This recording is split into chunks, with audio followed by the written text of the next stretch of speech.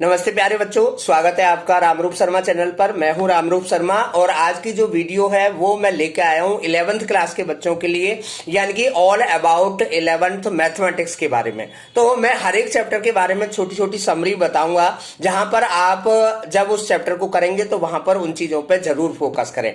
सबसे पहला जो चैप्टर है वो सेट का चैप्टर है। सेट एक नया कंसेप्ट है, उन कंसेप्ट को जरूर ठीक से समझिएगा, यानी कि उनकी डेफिनेशंस को और उनकी थ्योरम्स को ठीक से समझिएगा, और उसमें ज्यादा कुछ नहीं है। सेकंड चैप्टर ज्यादा इंपॉर्टेंट है, ज्यादा वैल्यूएबल है। तो एग्जैक्टली उस चैप्टर का नाम है रिलेशंस एंड फंक्शंस। तो यहां पर जो फंक्शन वर्ड है वो काफी इंपॉर्टेंट वर्ड है, जो आगे बहुत लंबा चलेगा। तो डिफरेंट टाइप के फंक्शंस को आप ठीक से समझने की कोशिश करिएगा।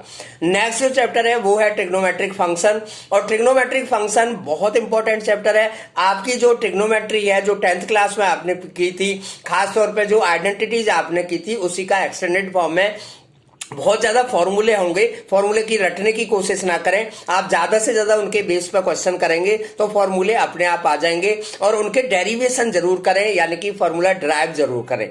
नेक्स्ट जो चैप्टर है वो है ट्रिग्नोमेट्रिक वो है प्रिंसिपल ऑफ मैथमेटिकल इंडक्शन। वो एक ऐसा चैप्टर है जहां पर किसी फॉर्मूले को वेरीफाई किया जाता है। 3 स्टेप होते हैं, तो उसमें अगर 3-4 टाइप के क्वेश्चन है, अगर आपने ठीक तरीके से उन्हें समझ लिया तो वो चैप्टर बहुत आसान होगा। 11th क्लास का अगर आपका एग्जाम होगा तो वहां से 2-3 क्वेश्चन आपको जरूर मिलेंगे। नेक्स्ट जो चैप्टर है वो कॉम्प्लेक्स नंबर है और है क्वाड्रेटिक इक्वेशन।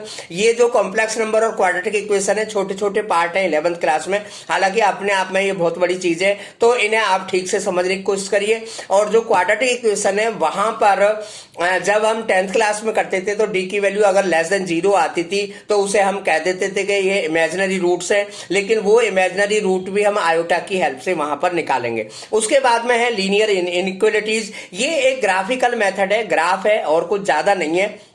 इनइक्वालिटीज का इस्तेमाल हो जाता है ग्रेटर देन या लेस देन, यानी कि ग्राफ नीचे की तरफ बनेगा, ऊपर की तरफ बनेगा, राइट साइड बनेगा, लेफ्ट साइड बनेगा। तो वहां पर अगर आप फोकस करेंगे तो 3-4 इक्वेशन के ग्राफ आपको एक साथ बनाने पड़ेंगे। उसके बाद में एक बहुत इंपॉर्टेंट चैप्टर आ जाता है और जिसका नाम है परम्यूटेशन और कॉम्बिनेशन। परम्यूटेशन कॉम्बिनेशन भी एक टाइप का एल्जेब्रा ही है, ठीक है ना। जैसे आपने प्रोबेबिलिटी पढ़ी है, उसी का एक्सटेंडेड फॉर्म है परम्यूटेशन और कॉम्बिनेशन। परम्यूटेशन का मतलब है किसी चीज को अरेंज करना, और कॉम्बिनेशन का मतलब है कैसे कैसे हम किसी चीज को सेलेक्ट कर सकते हैं। उसके बाद में जो नेक्स्ट चैप्टर है वो बाइनोमियल थ्योरम है, बहुत इंपॉर्टेंट थ्योरम है, अलजेब्रा का एक पार्ट है। a+b होल स्क्वायर हम कर लेते हैं, a+b होल क्यूब कर लेते हैं, लेकिन a+b की पावर 10 अगर हमें करना हो तो वैसे सिंपली मल्टीप्लाई करके मुश्किल होगा, लेकिन यहां पर आपको इस थ्योरम की हेल्प से बहुत आसान हो जाएगा। उसके बाद में बहुत सिंपल सा चैप्टर तो है, लेकिन इंपॉर्टेंट बहुत ज्यादा है, वो है सीक्वेंसेस और सीरीज। एपी आपने 10th क्लास में पढ़ा था, जीपी और एचपी और जुड़ जाएगा।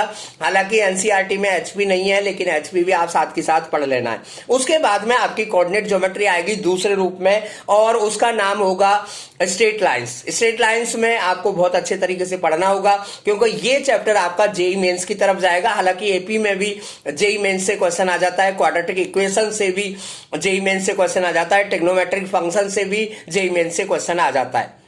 स्ट्रेट लाइन को बच्चे बहुत अच्छे तरीके से पढ़िएगा। उसके बाद में नेक्स्ट जो चैप्टर आएगा वो कोनिक सेक्शन आएगा।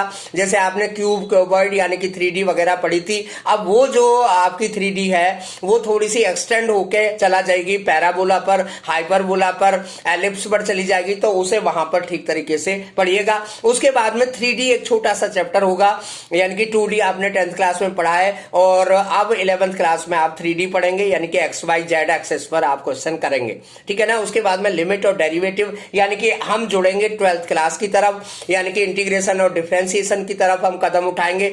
तो उस नए टॉपिक को आप ठीक से समझिएगा और वो आपको अच्छा लगेगा। बस यही चैप्टर है। उसके बाद में है रीजनिंग, मैथमेटिकल रीजनिंग, वो तो आप जानते ही होंगे। तो ये टोटल जो चैप्टर है, स्टैट्स फिर आएगा। स्टैट्स मीन, मोड, मीडियन में ही आपके एक एक स्टेप बढ़ जाएगा। मीन, अबाउट मीन, है ना, अबाउट मीन, अबाउट मीडियन, हम तीनों चीजें निकालेंगे, ठीक है ना। तो स्टैट्स बहुत सिंपल ही पार्ट होगा, उसे आप ठीक तरीके से कर सकते हैं। प्रोबेबिलिटी थोड़े से अगले कदम पर चली जाएगी, और 12th क्लास के लिए इनिशियल यहां पर तैयार होगा। तो मेरी इन चीजों को ध्यान में रख के आप 11th क्लास की स्टडी करें। Thank you so much and all the very best.